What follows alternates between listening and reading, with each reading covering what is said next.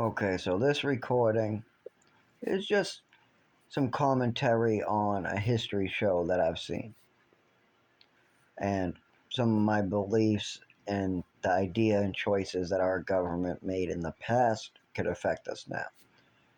Now, maybe I'm wrong in this statement, but I believe I'm right. Children sometimes get ideas from their parents. Parents sometimes want to pass down a idea or a logic, like maybe being Republican or Democrat, or maybe a belief system like going to church or what religion to believe in. Parents do pass on ideas to their children, and children do get ideas from their parents. Now, I believe that's true in most cases. Not all the time, but in a lot of cases, yeah, that's true. Now, knowing that, keep that in the back of your mind with this history lesson. I'm just going to try to sum it up. I'm probably not going to do it much justice because it's such a horrible history, but we're going to be talking about Nazi Germany and concentration camps and the people who experimented with drugs and cutting them open and spinal taps and murdering them for autopsies and twins and this horrible atrocities and some of the most painful and sickening acts another human can do to a human. You know, the things that happened at Auschwitz is terrible. Those people were terrible and deserved to be locked up or killed or maybe have what they were doing done to them themselves. Now, for me, I say just keep an eye on them in a box, but that might be too much, honestly.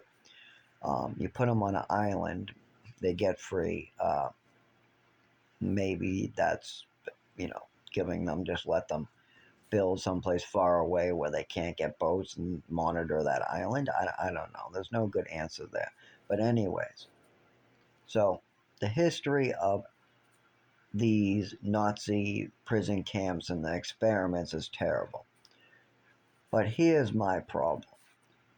After we finally ended World War II, and a lot of these people were either executed or put on trial, after after we went through all that, we decided to let a lot of these scientists and doctors into America. Let them live by the public for information of what they knew and what they did. With apparently, you know, they can lie and leave out some of the things that might be too much and just give them enough to get into America. And these people were allowed to have children, right? I don't remember ever hearing our government banning these people from having children. And if somebody from Nazi Germany who had a belief system that they couldn't openly talk about in public might want to pass that belief system on to their children. And then that child might grow up to be an adult and then want to pass on that idea or mindset to their children. And then 60, 80 years down the line, nobody knows where these racist, crazy mentalities where maybe a mental illness might run in the bloodline and go back further than you would like to admit, maybe that's a problem. And these people might be getting into our governments and having a history or a idea that they don't talk about openly, or maybe a relative that instilled something really bad into them on purpose. And this is how a lot of this stuff can be passed on, and it's not like it's easy to track down information that's passed on through in a family. It's not. Outside world only gets to see so much information that is taught or said, or I mean, even uh, in the family circle itself, the outside family barely gets to see. So that can be a problem. And we allowed these people to move to America. And was there oversight inside the households? Was this where we had control over what information these Nazis passed to their children? No. Are we still monitoring their children today? No. This is a dead issue that nobody wants to look into and nobody's going to look into. We have our own Nazi supremacist type people in this, or some people call them skinheads, in this country. We got some with history in our government. I mean, it wasn't too long ago where we had people, basically our elected representatives, trying to do everything they could to diminish black rights. And still to this day, they're trying to diminish black people's rights and wealth and power. So, obviously, this is a problem within America. What are we going to do about it? Absolutely nothing. Because we have a right to believe what we want.